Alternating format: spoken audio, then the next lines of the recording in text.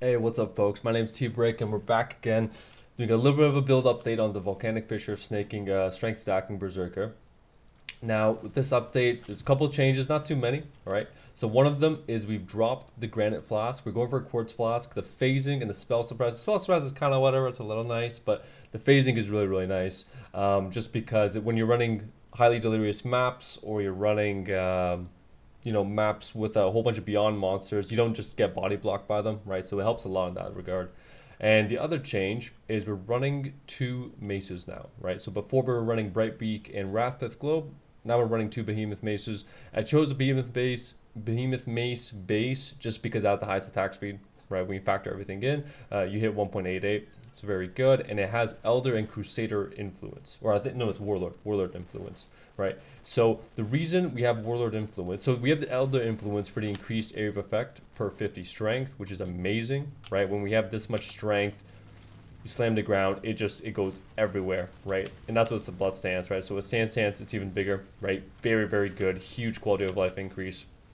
And the thing is, due to how volcanic fissure works, whenever it creates the explosion, it creates like a line, right? That's like the fissure, the pathing of the fissure, and then another explosion.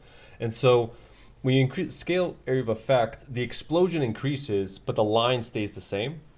And so what happens is that we're actually hitting 4 times, right? So normally you would hit 3 times with a volcanic fissure of snaking because you hit once, it paths, hits the target again, paths out, misses the target, paths in, hits the target again for like bossing DPS. A lot of times it actually doesn't hit with all three just because you don't have enough area of effect, and so you might only hit like 3 times or maybe 2 times, right? 3 times is like best case scenario with the normal volcanic fissure snaking, but when you have enough increased area of effect, it will hit every single time, right? So it's just more DPS, more clear speed, you just faster, and it's just way better. And I think this becomes, with this upgrade, it becomes competitive with like top tier meta builds, right? Like Penance Brand and KB. Now, if you want to craft one of these, it's a bit tough. It's not too tough, it's just tedious, right? So we look at Craft of Exile. You want T1 strength and 50% area, 3% area of effect per 50 strength. It's 1 in 3,728. Pretty slim mods, but if we remove that, we could sell for whatever strength. It's like 1 in 44, right? So it's not too bad. Even if you want to hit like a T3 strength, it ends up being like 1 in 1,200, right? So it takes time to hit a nice one, but once you hit it, like you hit it, right? And so what we're gonna do is we're gonna get a 24 quality Behemoth base. Just gonna run you through the crafting process for this because I do need to upgrade this one. This one I managed to hit, right? Managed to hit it properly, but then this one when we hit T3 kind of settled, right? So first we get our 24 quality Behemoth base. We go to harvest. We go speed, so that we can get the extra 3% attack speed. Enchant on it. Then we're going to want to go ahead and buy, let me see, for Elder, Exalted Orb, right? One of these 90 seats, not too bad. And then Awakener's Orb as well. These cost a good bit more. I think they're like 4 Divines. It's cheaper in Chaos. We'll go in and grab that too. So we use the Elder Exalted on the Behemoth base. And then we Awakener Orb the Warlord base into the Behemoth base. All right, so that's how we get our base item.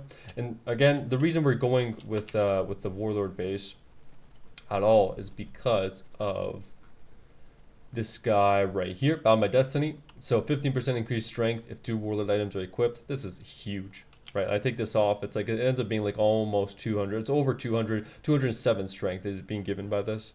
Now there is a world where you go the 6 Elder items as well, right? You get 2 Elder Helical Rings, you get an Elder Mage Blood, Elder Crown of Eyes. It ends up being like around 4 mirrors if you want. Like the Elder Mage Blood's like 3 mirrors alone, right? And crafting the Helical Rings without a fracture, pretty tough, right? So I don't know, I might be sleeping on that, but that's why we're going the Warlord base at all. And then once you get that, we get our Deafening Essence of Zeal, and we just spam away. I like to put, increased area of, or like we can do per 3 strength, and you just slam away. Now take your time with this step, find a groove, but don't get too into the groove, otherwise you're gonna find yourself rolling over your desired mod, right?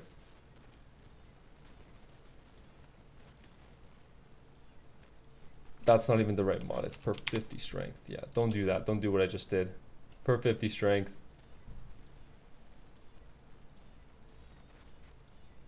Okay, there we go. So we got a base like this, right? This is what you might start out with, right? If you're doing the budget version, you can use a veiled chaos orb, right? So we go over here, we go suffixes, cannot be changed.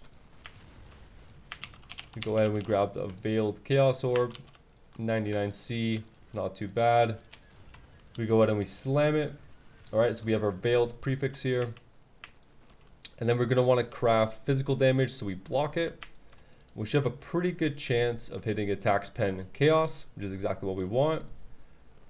And then all we gotta do is just finish it off with the spell damage. And that's like a budget version of this item right here. Pretty easy if you want to get the budget version, but it's gonna take some time for you to hit that T1 strength roll on it. 1 in 3,700 and what was it? 3,728. So pretty slim odds. It ends up being about 125 divines. And at that level of investment, I would say just get the Veiled Exalted Orb, right? Do the same process, just Veiled Exalted, so you guarantee you don't just fill up all your prefixes, and then you got a 50-50, right? So it takes a while to hit it, so yeah, make sure you're, you know, you don't fumble that part. I actually hit another, like T1 strength base, and I didn't realize that Veiled Exalted Orbs re-roll a random mod. I thought it would just fill up a mod like all the other Exalted Orbs, right? So I lost a T1 base, minus 125 div. But that happens, so my loss is your learning, I don't know, your learning boon, I guess. But yeah, that's how you make it, and you get to enjoy all this attack speed, get to run your maps way faster, whole lot of good stuff. So yeah, and that's about it for this video, and I'll catch you guys later. Peace.